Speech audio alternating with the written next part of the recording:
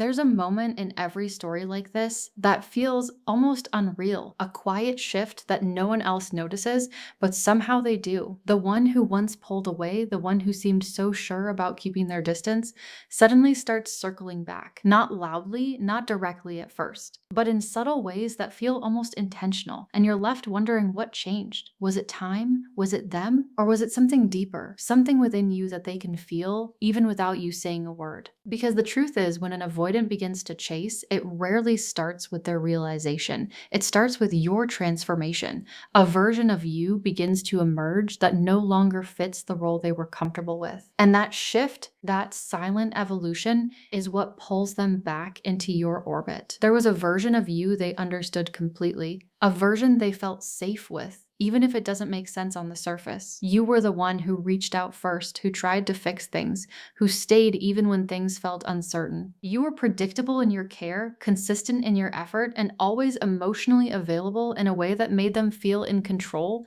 without even realizing it. Not control in a manipulative sense, but control in a way that kept their fears at a manageable distance. Because when you're the one doing the chasing, they never have to confront their own need. They don't have to sit with the discomfort of missing you. They don't have to question their own emotional walls. Everything stays balanced in a way that protects them. You move closer, they step back, and the rhythm continues without ever truly breaking. That version of you felt safe to them, not because it was healthy, but because it didn't challenge their avoidance. It allowed them to stay exactly where they were, unmoved, untested, untouched by the deeper emotions they spend so much of their energy avoiding. And then something shifts, not loudly, not dramatically, but enough. The moment you stop chasing is not always obvious from the outside. There's no announcement, no final speech, no closure that wraps everything neatly. It's quieter than that. It's the moment you decide, even if only within yourself, that you're tired of carrying something that was never meant to be carried alone. You stop over-explaining. You stop reaching out just to feel something back. You stop trying to decode every silence, every delay, every mixed signal, and for the first time in a long time, your energy begins to return to you. At first, it feels unfamiliar, almost uncomfortable, because you were used to pouring outward, to giving without hesitation, to filling every gap with effort and emotion. But now there's space. Space where there used to be urgency, silence where there used to be overthinking. And that silence is where everything begins to change. Because when you go quiet, it doesn't just create distance, it creates contrast. The absence of your energy becomes louder than your presence ever was. The messages that once came easily are no longer there. The reassurance they never had to ask for is suddenly gone. And even if they don't consciously understand it,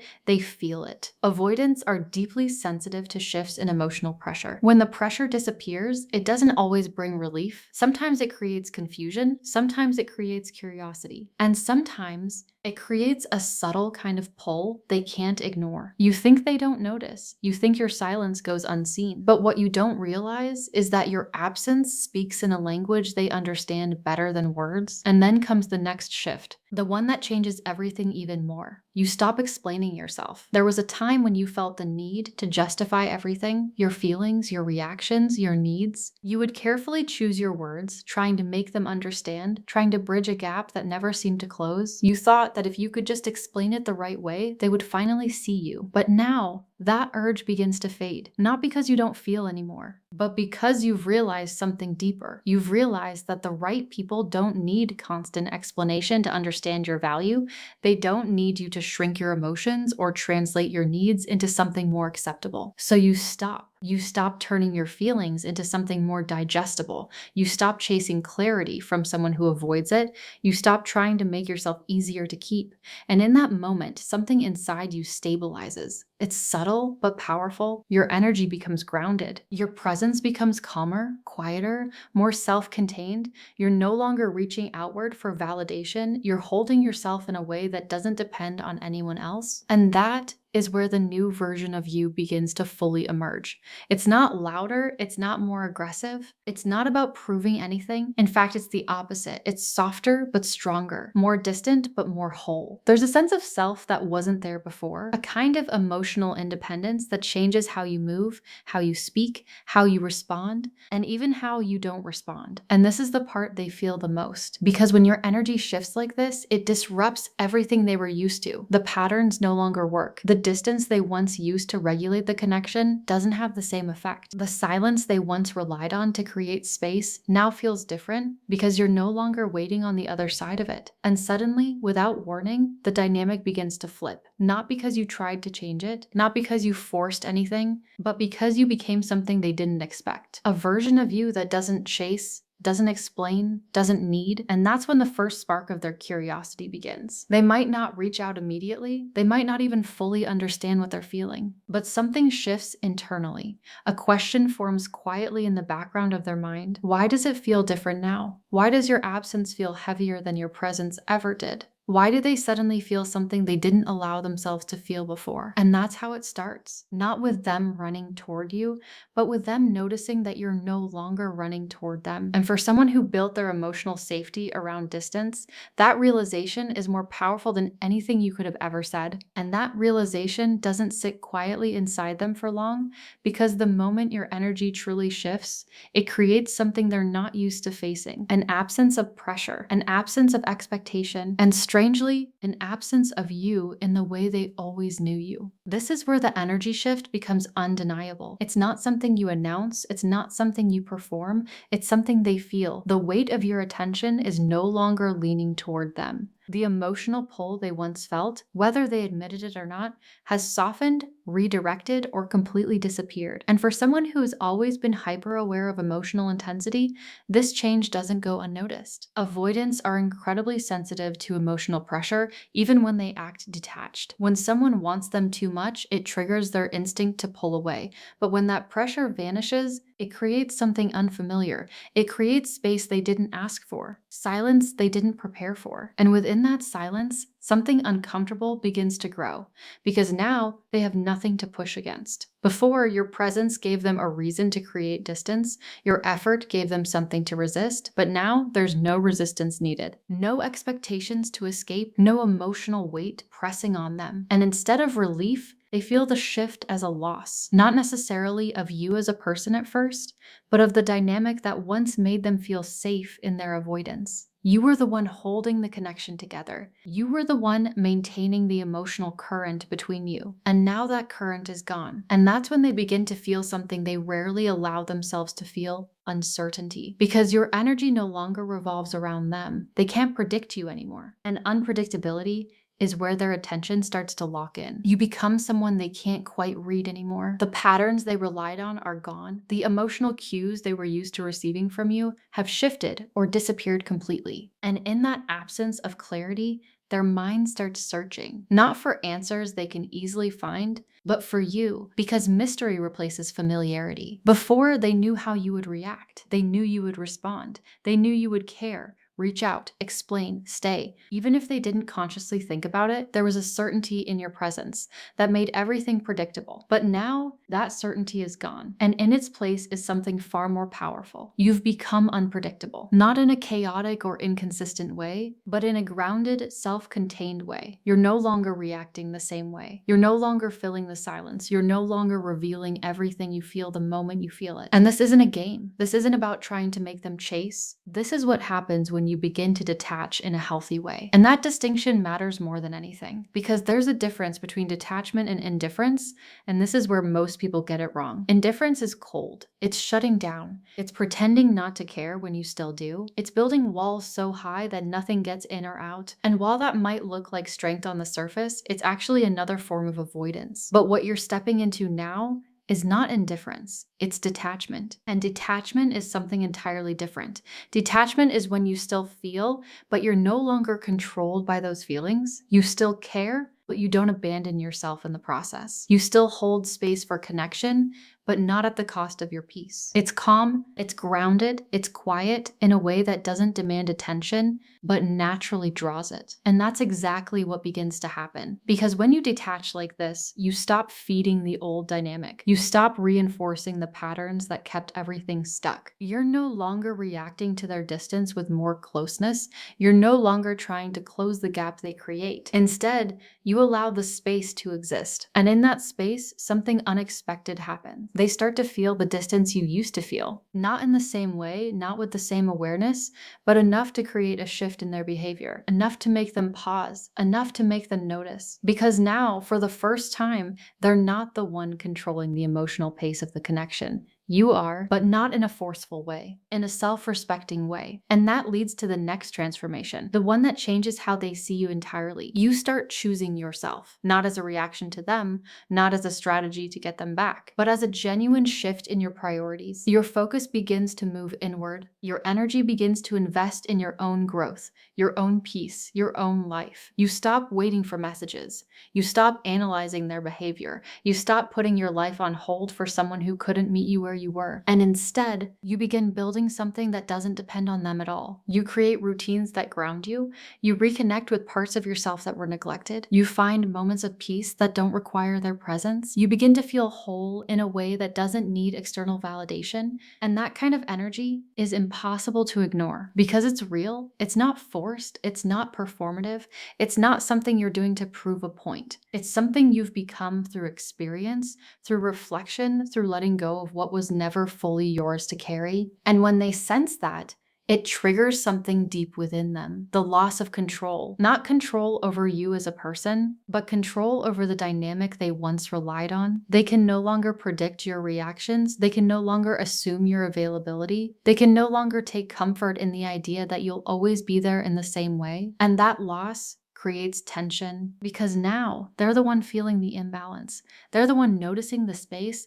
They're the one wondering why things feel different. And even if they don't consciously admit it, something inside them starts to move, a subtle pull, a quiet curiosity, a growing awareness that something important has shifted and they might be losing access to it. Because when you stop chasing, when you stop explaining, when you stop making yourself available in the same way, you don't just change the dynamic, you change your value in their eyes. Not because your worth actually increased. It was always there, but because now it's no longer being given away so easily. And that's when the first real traces of the chase begin to form. Not loudly, not all at once, but quietly, internally, in a way that builds over time. Because for the first time, they're no longer sure they have you. And that uncertainty is what brings them closer than certainty ever could. And that uncertainty doesn't just sit there quietly, it starts to change how they behave in ways you might not immediately recognize. Because now when they reach for the patterns that once worked, the distance, the silence, the emotional inconsistency, they don't get the same response from you anymore. Before, their withdrawal would trigger something in you, you would feel it instantly.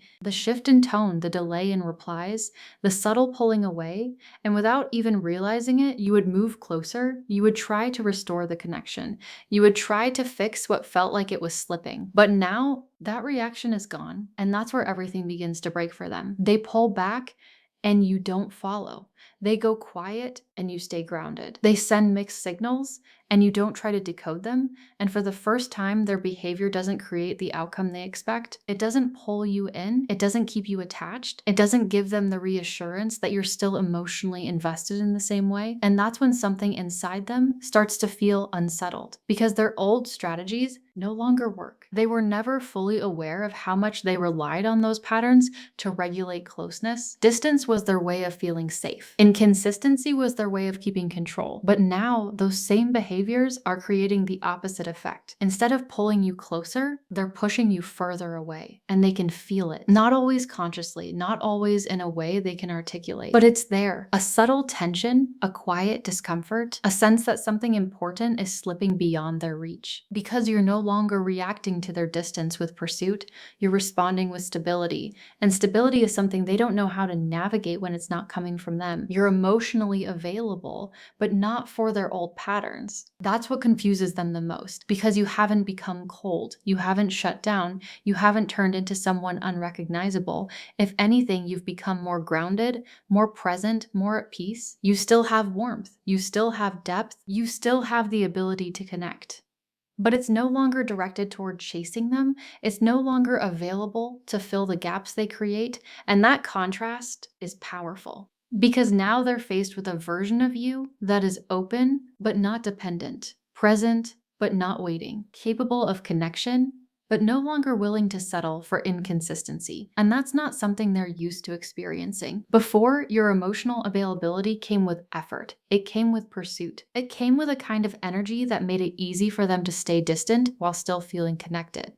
But now, your availability exists without attachment to them. And that makes it feel like something they have to earn, even if you're not intentionally making them earn it. Because the truth is, you're not trying to prove anything anymore. You're just living differently. You're building a life that doesn't revolve around their presence or absence. And that's where the shift becomes undeniable. You start creating a world that exists without them at the center. Your days begin to fill with things that bring you peace. Your focus shifts toward growth, toward purpose, toward reconnecting with parts of yourself that were once overshadowed by the relationship. You're not constantly checking your phone. You're not waiting for their messages to feel okay. You're not measuring your worth by how they show up. Instead, you're present in your own life. You're engaged in your own journey. You're becoming someone who feels complete, even in the absence of what you once thought you needed. And that kind of energy changes everything. Because now, when they look at you or even think about you, they don't see the same version they left behind. They see someone who is moving forward. Someone who is no longer standing still in the same emotional space. Someone who seems different, not in a loud or obvious way, but in a way that feels deeper than surface level change. And that's when curiosity begins to take hold. It starts subtly, a thought here and there, a moment where they wonder what you're doing, a quiet question that lingers longer than they expect. Who are you becoming? Why does it feel like you don't need them anymore? Why does your absence feel heavier than your presence used to? And the more they sit with those questions, the more their attention begins to shift back toward you. Not because you reached out, not because you tried to pull them in, but because your energy is no longer available in the way it once was. And that makes them notice you in a completely different light, because now, instead of being the one who is always there, you've become the one they're not sure they can reach anymore. And that uncertainty starts to affect their sense of self. Because for someone who is used to maintaining distance, the idea of losing access hits differently. It's not always about love at this stage. It's not always about deep emotional realization. Sometimes it's about ego. Sometimes it's about the discomfort of knowing that the person who once chose them so consistently might no longer be choosing them at all. And that realization can be unsettling in ways they don't fully understand. Because now they're not just facing the possibility of losing you, they're facing the possibility that you've outgrown the version of them that couldn't meet you. And that creates a kind of internal conflict. Part of them wants to maintain the distance they're comfortable with, but another part, the part they don't always listen to, starts to feel a pull back toward you. Not because they've fully changed, not because they suddenly understand everything, but because your transformation has created something they can't ignore. A version of you that feels valuable in a way they didn't fully recognize before. A version of you that doesn't revolve around them. A version of you that feels just out of reach. And for someone who has always kept distance to feel safe, that shift is enough to make them take a step closer. Not all at once, not dramatically, but enough to begin the next phase. The phase where their attention turns into action, where curiosity starts turning into subtle movement, where the silence they once relied on begins to feel too quiet. And that's where the first signs of the chase begin to surface, even if they don't realize they're chasing yet. And that's when it begins, not in the way you once imagined, not with grand gestures or clear confessions, but in small, almost unnoticeable movements that slowly break the silence they once protected so carefully. It starts subtly. A message that feels casual, almost too casual. A reaction to something you posted, something they never would have acknowledged before. A question that doesn't really need to be asked, but still finds its way to you. These are not accidents. They're calculated in a way that allows them to reach without fully exposing themselves. Because even now, even with everything shifting inside them, vulnerability doesn't come naturally. So they test the waters in the only way they know how, indirectly. They breadcrumb, not necessarily to manipulate, but to measure, to see if you're still there, to see if the version of you they remember still exists beneath this new energy they can feel but don't fully understand. And here's where everything becomes crucial, because this is the moment where your growth gets tested. They're watching for something very specific, even if they're not consciously aware of it. Will you respond the same way? Will you fall back into the old rhythm? Will you meet them with the same level of availability, the same eagerness, the same emotional openness that once made everything predictable? Or will you remain who you've become? Because now every response you give or don't give carries weight, not because you're trying to impress them, but because your energy is different now. It's not reaching for them. It's not trying to pull them closer. It simply exists steady and grounded without urgency. And that's what they're testing, your boundaries. Not in an aggressive way, not with obvious confrontation, but through small actions that reveal everything. They might disappear again after reaching out just to see if you chase. They might keep things surface level just to see if you push for depth. They might mirror pieces of their old behavior almost instinctively just to check if the dynamic still holds. And if you respond the way you used to, everything resets. The chase fades. The curiosity settles. The old pattern reclaims its place. But if you stay grounded, if you don't overextend, if you don't rush to close the gap they create, something inside them shifts even more. Because now it's undeniable. You've changed, not temporarily, not as a reaction, but fundamentally. And that's when the chase truly begins. Not because you forced it, but because you no longer fit into the space they once kept you in. You've become emotionally unavailable to their old patterns while still being energetically attractive in a way they can't ignore. And that combination is powerful because now they're the one leaning in. They're the one initiating more. They're the one trying to understand where they stand with you. And for someone who once felt safest at a distance, this shift can feel disorienting because they're moving closer without fully understanding why. It's not always conscious. It's not always logical. But it's driven by something deeper. The realization that they might actually lose you. Not in the dramatic sense, but in the quiet, irreversible way that happens when someone truly moves on internally. And that's what they feel. That you're no longer waiting. That your life is no longer paused. That your energy is no longer tied to whether they show up or not. And that realization creates urgency. Not always expressed directly, but present in their actions. More attention, more effort, more presence than they've shown before. And this is where everything comes full circle. Because now the focus shifts back to you. Not to what they're doing. Not to whether they've changed, but to something far more important. Do you even want them anymore? Because it's easy to get caught in this moment, to feel validated by their return, to interpret their chase as proof that everything you felt, everything you gave, finally mattered. But this is where clarity becomes essential, because the version of you that exists now is not the same version that once needed them. You've grown, you've evolved, you've built something within yourself that doesn't depend on their presence. And that means your standards have changed too. So now the question is no longer, why are they coming back? It becomes, do they align with who I've become? Because attention is not the same as effort. Curiosity is not the same as commitment. And chasing is not the same as choosing. They might feel pulled toward you now. They might show up in ways they didn't before. But that doesn't automatically mean they've done the inner work required to meet you at your level. And this is where your power truly lies. Not in making them chase, but in deciding whether they're worthy of being part of your life now, because you're no longer operating from lack. You're not trying to fill a void. You're not trying to recreate something that once felt incomplete. You're standing in a place of wholeness. And from that place, your choices become different, stronger, clearer, more aligned with your peace. And that leads to the final truth, the one that changes everything if you truly understand it.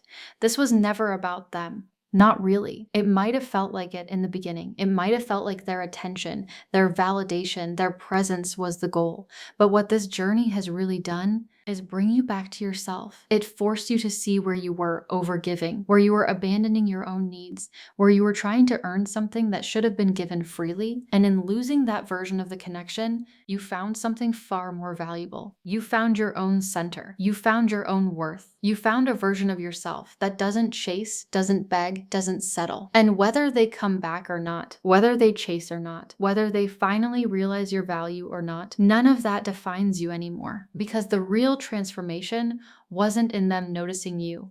It was in you no longer needing to be noticed to feel whole. And that's the part they feel the most. Not your silence, not your distance, but your independence. Because that's the one thing they can't control, can't predict, and can't ignore. And ironically, that's the very thing that makes them chase.